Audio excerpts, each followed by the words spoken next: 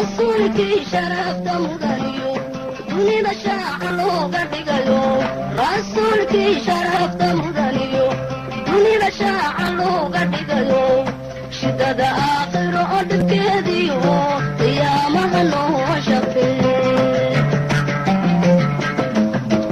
rasuulkii sharafta mudaniyo dunida shaaca looga dhigayo rasuulkii sharafta mudaniyo